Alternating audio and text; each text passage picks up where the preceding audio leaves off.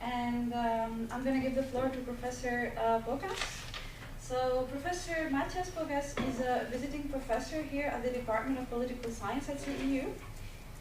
He published widely on political parties and electoral systems in a comparative perspective and on the challenges of democracy in divided societies.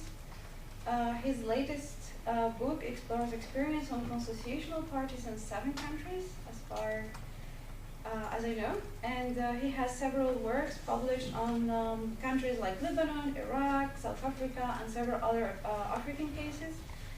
So please welcome Professor Bogaards.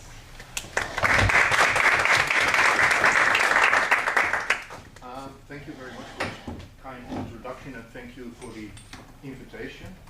It's a great initiative, this space or research group. I think you're absolutely right, there's so much happening in the Middle East, and it makes a lot of sense to discuss these matters and to analyze them and research them from an interdisciplinary perspective. And as you can see in the room, there are people from different countries, there are people from different disciplinary backgrounds, but they all have this common interest in the region. And that's also why I am here, because obviously I'm not from the region. I have no special language skills. When I studied the region, and in particular the 2 countries that were mentioned by Ahmedi, Lebanon and Iraq, I do that from an outside perspective, from the perspective of a comparative politics scholar who has studied consociationalism around the world. And the great thing about, and I will introduce consociationalism in a moment, it's a particular type of power sharing. You find consociational countries everywhere. You find them in Latin America, Colombia for a while. You find them in Africa, South Africa, Kenya maybe, Burundi. You find them even in the Pacific, Fiji. For the first decade after independence was a consociational democracy. Few people know that, but and now consociationalism has traveled to the Middle East. Actually, it was always there. Lebanon, the case I want to talk about today, is one of the oldest consociational democracies, even older than Austria. So Lebanon has always been a prominent case in the consociational literature, so that's why I think it's appropriate to talk about it here today. The title of the presentation, I'm a bit limited in how far I can walk because this is being taped, which also means I'm a bit limited in what I can say today. So I'm going to be very correct. The title is a bit technical and dry, maybe. Are informal institutions stronger than formal institutions? But I hope that with the case of Lebanon, this technical dry question gets more interesting and lively. And I'm going to focus on 2 key moments in Lebanese history. The National Pact of '43, which basically established Lebanon as an independent state, and the Taif Agreement of '89, which concluded the Civil War. This is the outline of the presentation, so that's easier to follow. I'm not going to talk long, like 30 minutes, so that there's also ample time for Q&A. I'm going to talk a bit about consociationalism and its history in Lebanon, before and after the Civil War. Then I'm going to situate Lebanon in the comparative politics literature. I'm going to talk about the new institutionalism and consociationalism, and then I'm going to get to the heart of the presentation, which is an examination in a bit more detail of formal and informal institutions. My talk is based on 2 pieces of research. The first is already published. It's a chapter in a book on power sharing. And it analyzes how the Civil War has changed consociationalism in Lebanon. So the argument is both before and after the Civil War, Lebanon had a complex system of minority representation and accommodation. And what I did in this book chapter is to show that underneath the superficial similarities, consociationalism has actually changed dramatically following the Civil War. And I'm going to talk a bit about that too.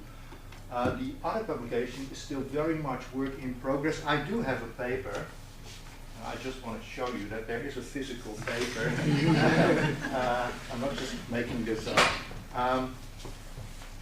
But it's currently under review. It has been committed to a special issue of the journal Nationalism and Ethnic Politics.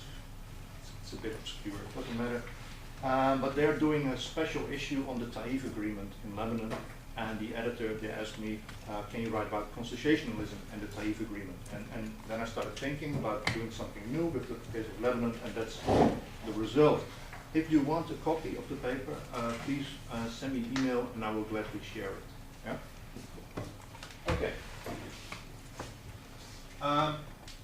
Now, consociationalism is a difficult word to pronounce. And that's why the guy who invented it, Arend Leibhard, the Dutch political scientist, he now calls it power sharing, which is fine, except that power sharing is something else. So I'm going to stick with consociationalism here. And the classic cases are all West European peaceful democracies. Yeah? Think Holland, Belgium, Austria, Switzerland. That's Switzerland especially. The new consociations, well, they look rather different. They are Lebanon, Burundi, Bosnia and Herzegovina, and Northern Ireland.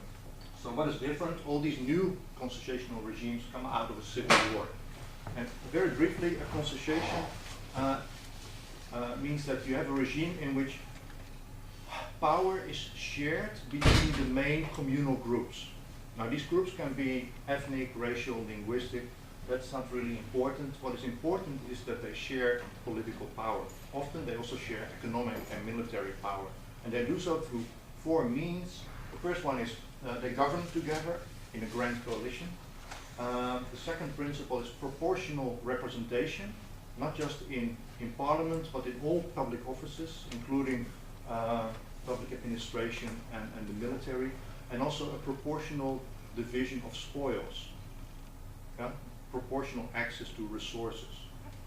The third element is a veto right, so that if a minority feels like, okay, this is going too far, the other groups are threatening our vital interests, then it stops.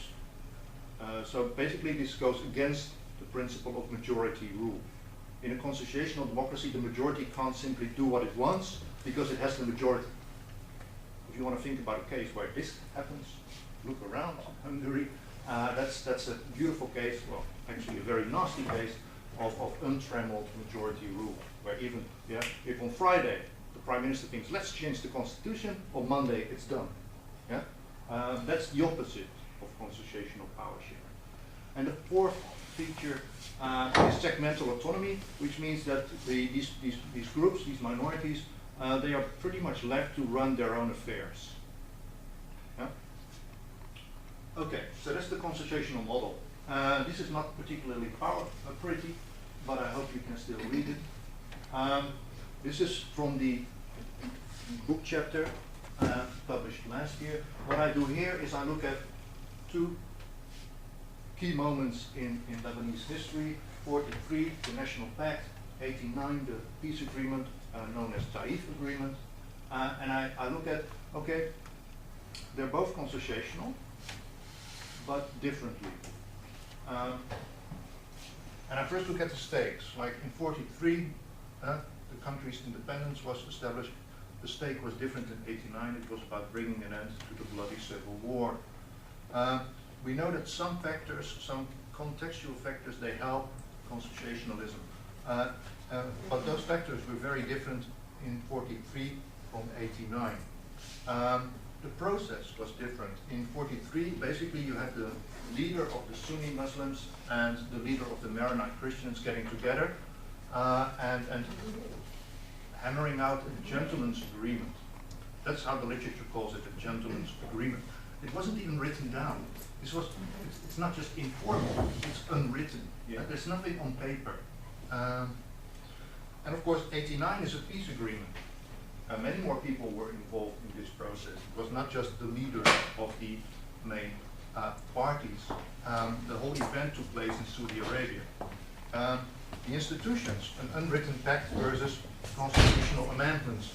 The domestic actors, politicians versus not just politicians, but warlords. I call it militia leaders, that sounds nicer, but we're talking about warlords.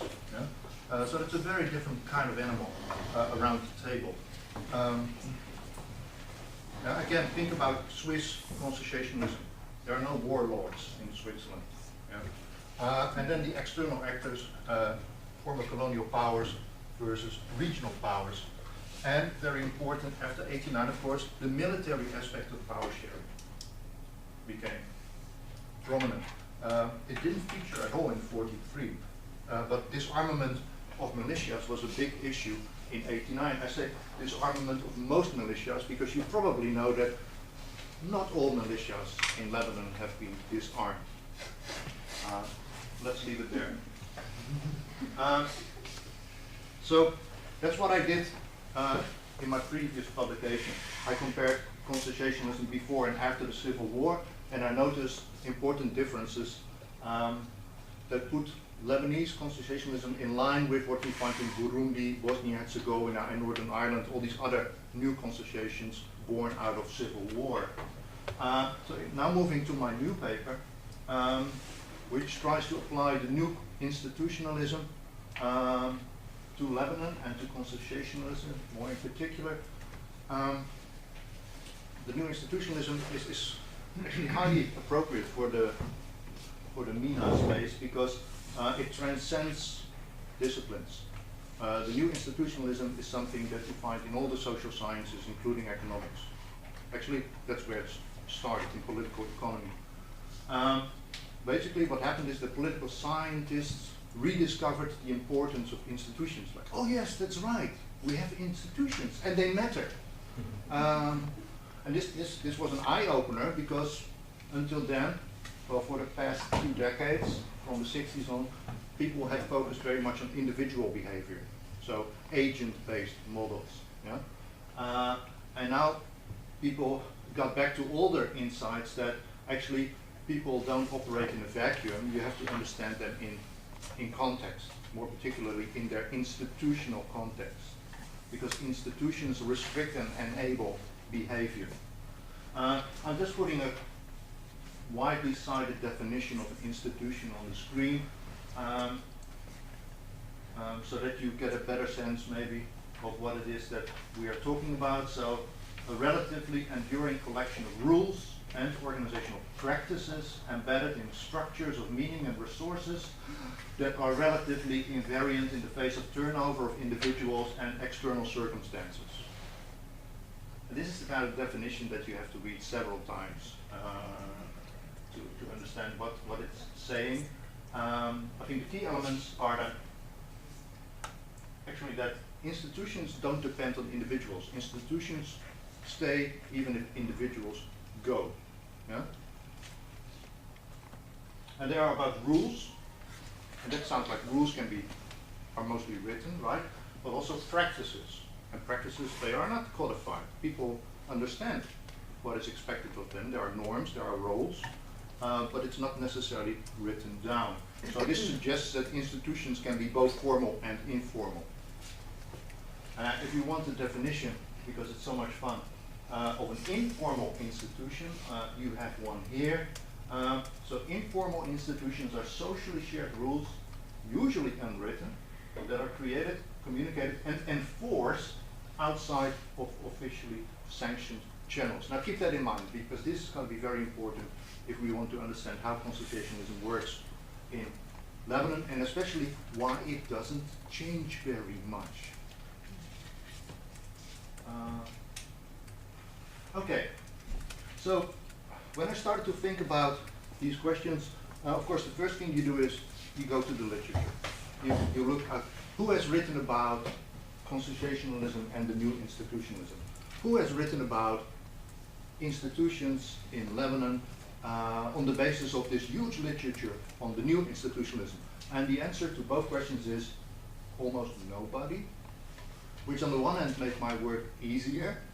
On the other hand, of course, it raises immediately 2 doubts. The first doubt is, okay, if nobody's writing about it, maybe it's not very interesting or not worth it, or there's simply nothing there. Yeah, you start to doubt yourself a bit. And the second thing that happens when you discover there's so little literature is that it just means that you have to do actually much more work yourself in thinking things through. And that's why I'm not entirely satisfied with the state of the paper yet, but I'm still going to share it with you if you ask, because I feel like I've only started to think about these issues and I'm nowhere near a conclusion. But this is my starting point there. Some basic questions. The first is why are some institutions in Lebanon, why are they formal and others informal? How do formal and informal consociational institutions interact? How do they work together? And especially, do they strengthen each other? Or do they work as cross purposes? And how have institutions changed over time? This is especially relevant for the ongoing Lebanese discussion about the Taif Agreement and the preamble in the Constitution, which actually says that, well, this is a temporary arrangement, and in the end, in the future, we envision a Lebanon that is free of confessionalism. That's the local term, confessionalism. And this is not happening. And lots of people are frustrated with the Taif Agreement because they say, well, what it did is it entrenched the societal divisions that, we should get away from. And it gave powers and incentives to politicians to keep playing the confessional card, which makes it more difficult for society to change, for people to bridge their differences, for a new type of political parties to emerge, parties that are not tied to any of the religious groups. It makes also civic life more difficult because, for example, if you want to get married, there's only the option of a church marriage or a religious marriage. There's no such thing as a civil marriage. So people think that consociationalism, and especially the Taif Agreement and the new constitution, that they have reinforced the divisions that provoked the civil war. So it's perverse. Yeah? So this question of change is very important.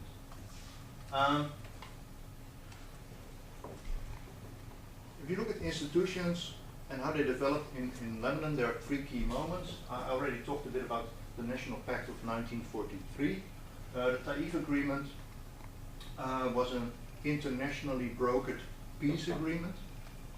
It was signed in Saudi Arabia, and it was approved by the last parliament that was sitting before the outbreak of the Civil War.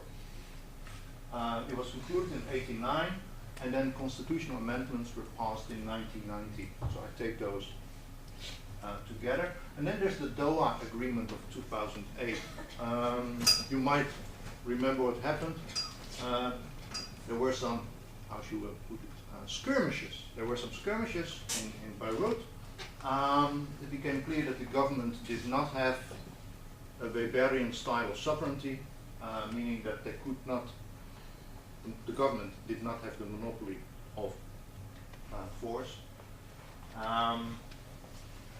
So that created a crisis. Again, with international help, the deal was brokered.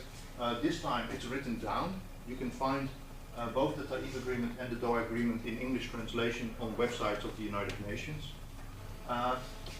What I found is that the Doha Agreement basically doesn't matter for institutional development. So we're going to focus on these two events.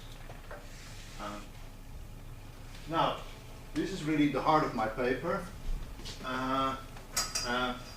This is what I've come up with so far. What you see in this slide is, on the left-hand side, you have the four consociational features that I mentioned before: the Grand Coalition, proportionality, segmental veto, and mutual veto.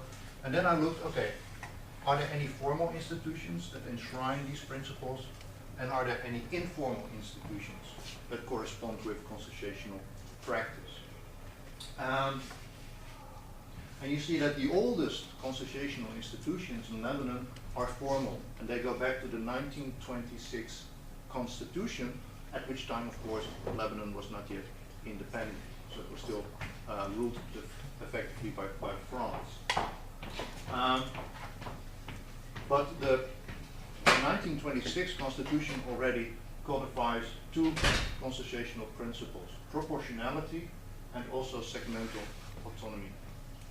Segmental autonomy means that the constitution allowed basically the religious minorities to run their own affairs, meaning not just religious freedom, but also freedom to run their own educational systems. Proportionality came in the form of a constitutional article saying, well, you know, the government, the state should reflect the diversity of Lebanon. Yeah? Which was effectively preventing any single group from monopolizing the state. So that's 26.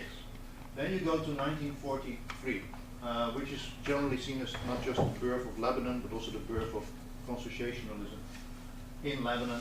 And this reinforced proportionality, and more importantly, it for the first time introduced the principle of a grand coalition, which in the literature, in comparative politics, is seen as the key feature of consociationalism. So that only comes in 1943. And what does it consist of?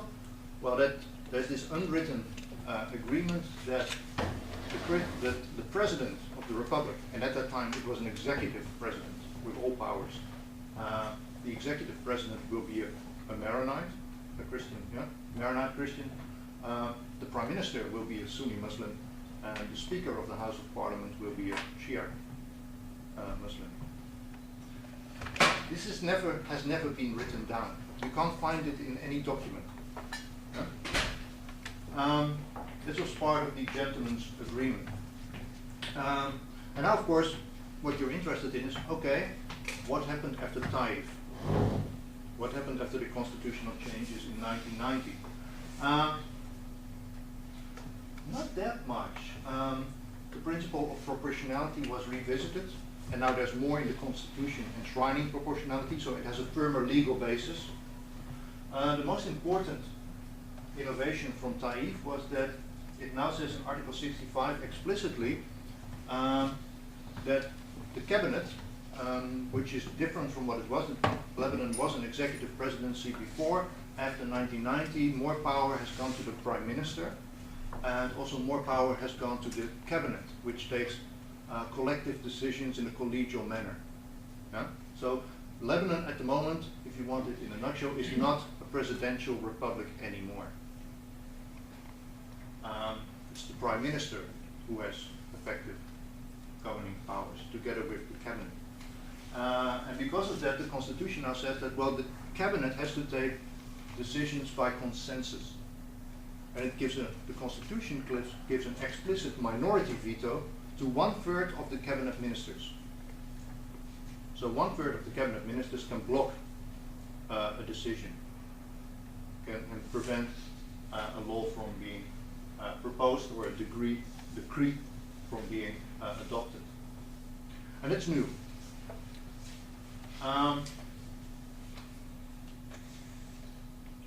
So where does this lead us? The first insight is that consociationalism in Lebanon consists of a mix of informal and formal institutions. And now you may say, well, that's pretty obvious. No, it's not. Because, for example, if you look at Northern Ireland, it's all formal. Consociationalism in Northern Ireland has all been written down. If you look at Bosnia and Herzegovina, there's nothing informal. It's all written down.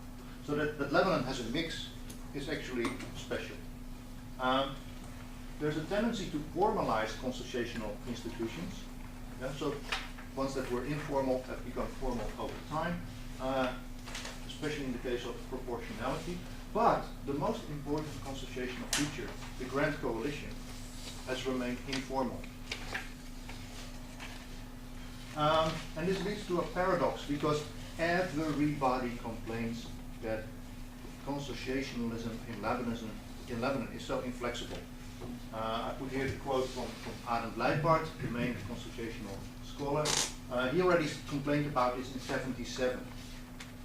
And he sees the inflexibility of consociational institutions in Lebanon as one of the main reasons for the outbreak of the civil war. And this is a paradox, because, okay, it's very inflexible, but it has never been written down. So how can something that is unwritten and informal be inflexible?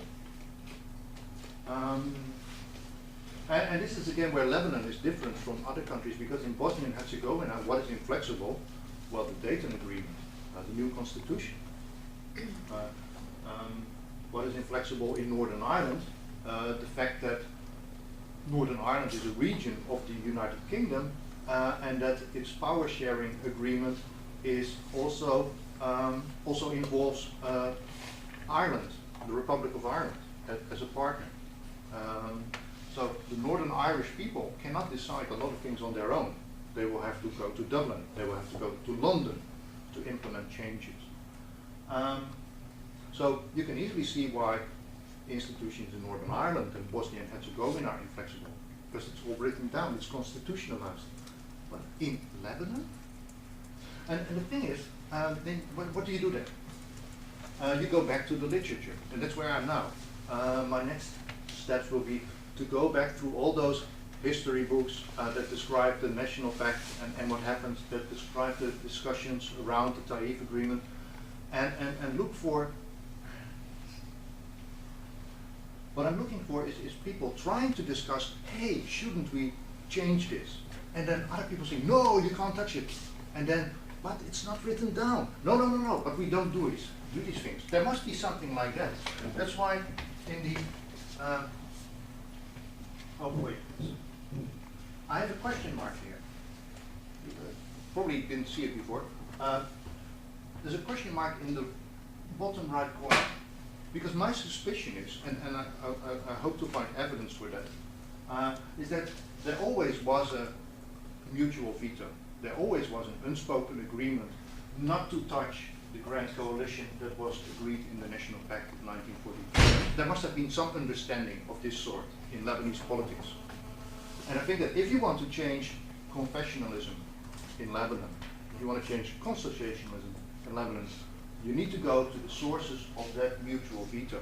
And you need to find a way in which a discussion of those principles becomes possible, a public discussion, and not just elites in smoke-filled back rooms, a public discussion about the principles that govern Lebanese politics. So that to me seems also the way out of the institutional paralysis that is plaguing Lebanese politics. Yeah. Okay, that's all I had to share with you today. So thank you for your attention, and this is honest. Your feedback is highly appreciated. Also because you are probably much more knowledgeable on the region and also the country than I am. So if there's anything that you think, I'm not sure he got that right, please let me know, because the article is under review. Now I still have the opportunity to make changes. So I really would appreciate your feedback, both now and maybe later by email. Thank you very much.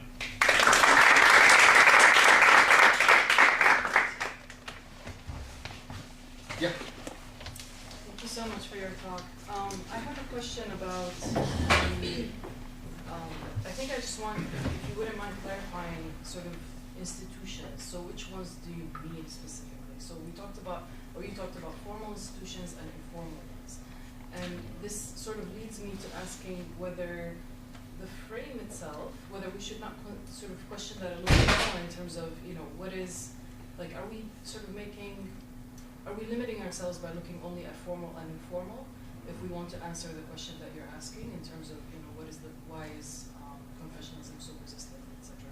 I don't know if I'm making myself clear, but yeah, just this formal and informal strikes me as maybe maybe the informal is sometimes quite formal, right? And the formal is sometimes quite informal, depending on how they're applied. Yeah. Thanks. That's a good point. I didn't do it in the presentation, and I also don't do it in the paper. So that's something that I should clarify. Actually, the categories of, especially the category of an informal institution, is very broad. The danger is that you pack too much in it. And the dividing line between a formal and an informal institution, when you write a definition, when you talk about it in abstract terms, it's always very clear. When you try to apply it to a concrete situation, it starts to look a bit messy. For my purposes, formal institutions refer to the Constitution and the peace agreements. Informal means anything else. Let's call it a practice. My definition would be it's a practice that is not codified or written down.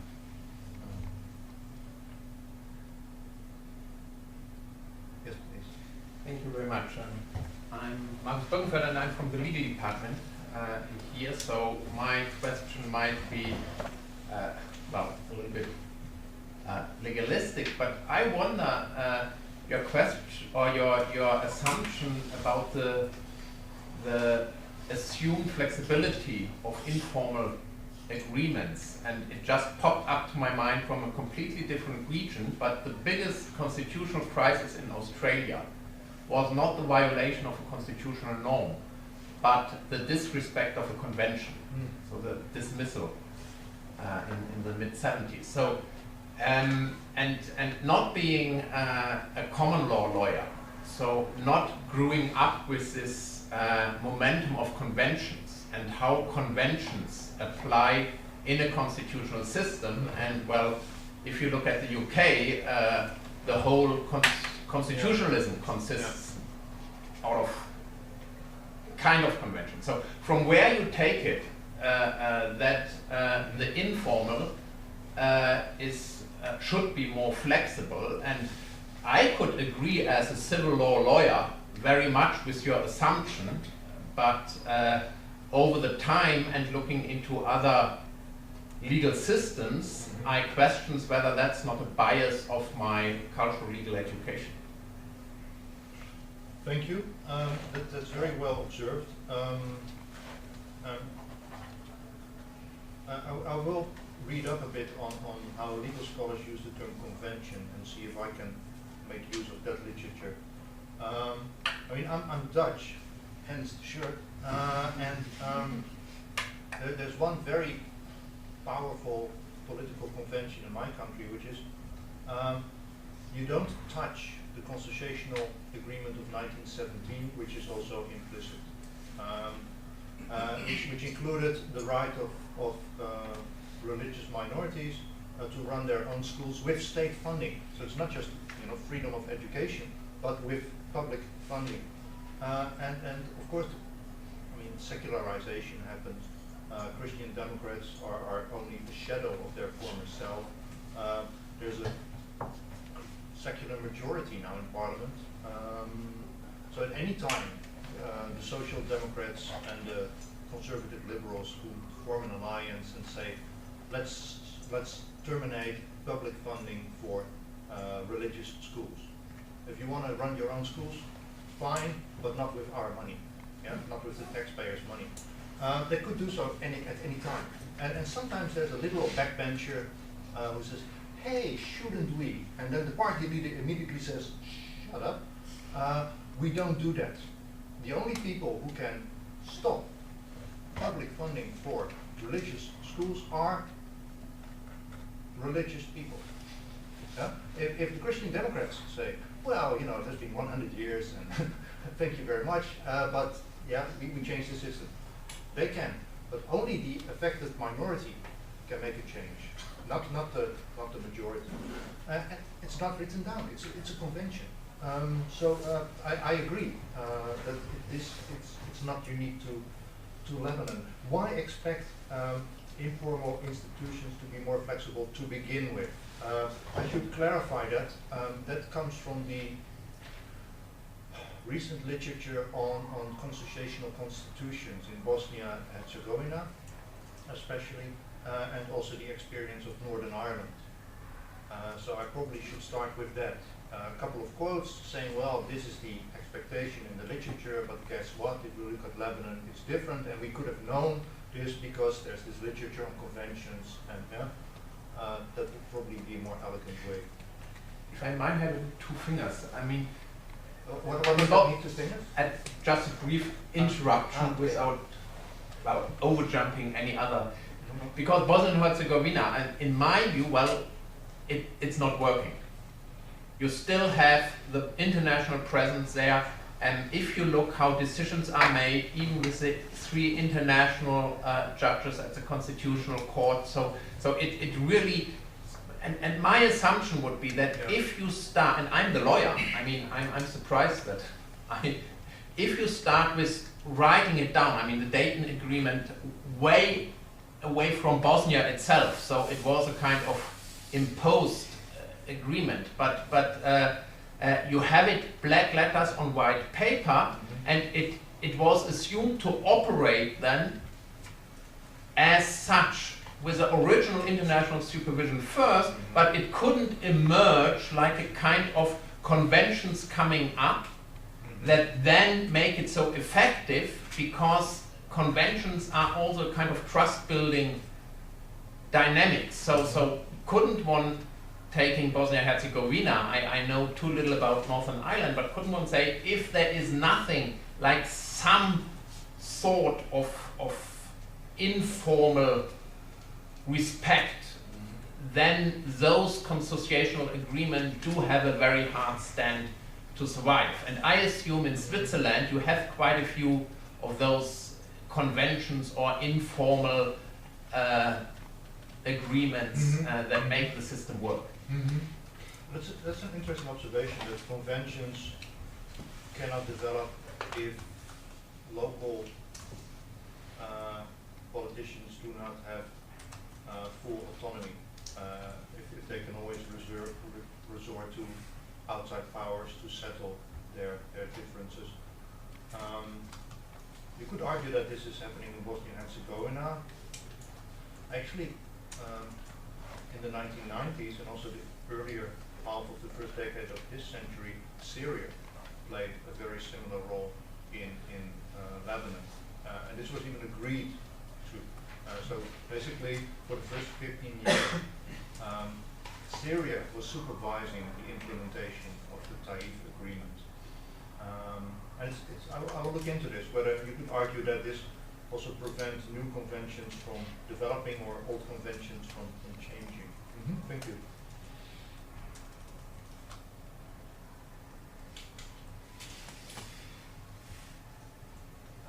Mehmet, and then the gentleman in the back. So, you said the Grand Coalition is the most important feature of consociational theory, and it was introduced by the informal institution in this case. But the veto power is like, there's a question mark in this regard in the informal institution. So without it, I mean, if you cannot find anything, what would be your answer to your question? Like, are informal institutions are stronger than formal ones? Because if you can find it, then, but if you release one of the principles? No, okay, so I'm pretty much convinced that informal institutions are stronger than formal ones by now, at least in Lebanon. And with the mutual veto, I'm pretty sure I will find some quotes that reveal that there was this implicit veto also in Lebanon. That was an agreement not to change the basics of the 43 agreement. So the question mark is also due to time pressure and lack of time to go back to the case studies and all the history books and find the relevant quotes. But it also means that in the contemporary political science literature, you don't find the answer. You have to go back to the Lebanese scholarship. And there's a lot about, I mean, it's incredible how much is being published about Lebanon. Of course, it's a fascinating case, don't get me wrong, but it's like every Lebanese citizen is a scholar. Okay, sorry. My name is Harut. Very much enjoyed your presentation. I have a few comments. I'm going to try to organize them as much as possible. Looking forward to your response to them. The first one is about the conclusion that you gave, where you're leaning about how we go forward with this consociationism in Lebanon. and somehow developing some sort of a responsiveness and engagement with the public as a way of challenging this inflexible rigidity. The way it seems to me is that the institutional arrangements to uphold sectarian consociational setup in Lebanon is made for the exact opposite purpose of not being responsive towards the public, of serving special interests, and so on and so forth. So I'm quite skeptical of that notion. I mean, the developments in the past few years provide many moments and examples of how the public clearly expresses itself and public interest expresses itself, but yet again is sidelined. So I'm wondering what you think about that. Another one is about the institutional theory and new institutionalism. Yes, we do define institutions as organizational structures, a body of rules, be it informal or formal, actors, and so on and so forth. But it's also within new institutional theory, new institutionalism, institutional domains are also contested fields, which opens up the question about internal divisions and also internal competitions. And if we do not take that perspective into account, my fear or hesitation is that we take Christians as a whole bunch of people that are, organized together in one monolith, unitary group that acts together, and so on and so forth. Whereas it seems to me internal divisions and competitions within each denomination, let's say, has very much of an impact on the final outcome. How can you fit in this question of internal divisions to prevent presenting, sectarianism or sectarian groups, not as monolith, but as, something that is continuously formed. And this brings to my attention the question about informal institutions being stronger. If we're, for the sake of discussion, let's take that as a given. If informal institutions are stronger, then what is the process? What are the processes that render this informality stronger than the formal institutions? So in my take, the dialectics between the formal and the informal, can never stop. It's never that the informal is stronger or the formal is stronger, but how these two sort of reinforce each other and so on. Thank you. Okay, thank you. There's excellent comments. Maybe starting with the last, why and how are informal institutions stronger, and also their interaction with formal institutions? This is in the paper, it's not in the presentation, where I say more about how formal and informal institutions interact, because this has also been the main interest of the literature of informal institutions. Like, how do they relate to formal institutions? I agree this is something I should develop more, like after establishing that informal institutions are stronger, why is this so, and how is this so, what mechanisms are at work? Is it path dependence? Is it socialization in norms? So is there a sociological explanation? Is there a historical explanation? There are different types of new institutionalism, and I could make use of that. I'm actually writing all this down because this is very helpful. Your second point was that institutions are not only contested from outside, but also from within. And I agree there's a danger to that one reifies institutions. This is something that is simply out there. I could use the literature on institutional work here. Again, make note to self.